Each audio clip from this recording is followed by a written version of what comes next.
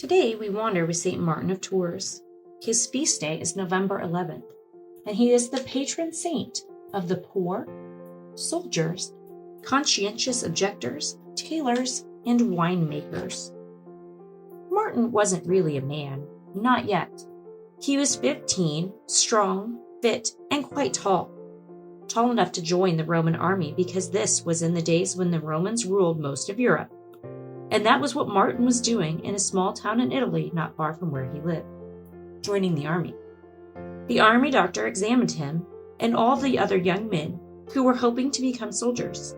Next, an officer asked them questions, making sure they were not runaway criminals or slaves who ought to be at home serving their masters.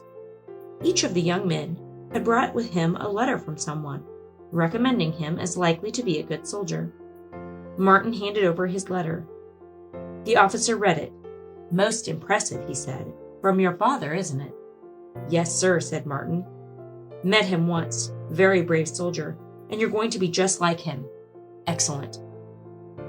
Martin took the army oath, promising to be a soldier and to be loyal to the Roman Empire. He was given, as was usual, 4 months' pay in advance. In fact, Martin proved to be a very good soldier. He was reliable and popular. Soon he was promoted. He became an officer, only a junior officer, but still an officer. Now he also wore a sword and a warm red cloak, and he no longer marched on foot with all the other soldiers as they tramped the long miles along the straight Roman roads. Martin rode on a silver-white horse. The winter, when Martin was 18, he and his soldiers were posted to another part of the Roman Empire.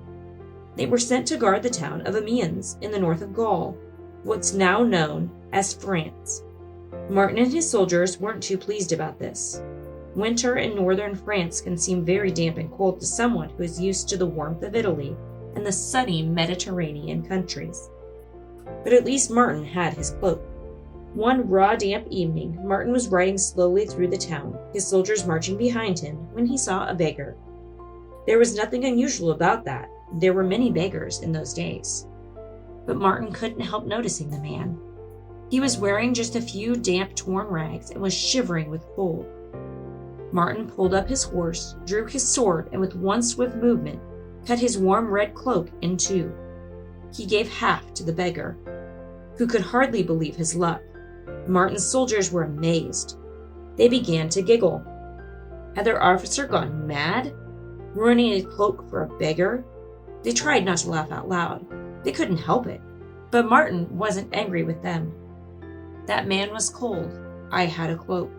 It was right to share it," he said. In silence, they marched back to their barracks. That night, Martin had a dream. He thought he saw Jesus wearing half a Roman soldier's cloak. "Look," said Jesus in the dream. "This is the cloak that Martin has shared." His dream made Martin determined to become a Christian. He was baptized and so became a follower of Jesus.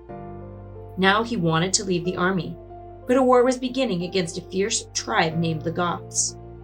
Martin was immediately accused of being a coward for wanting to run away from the war.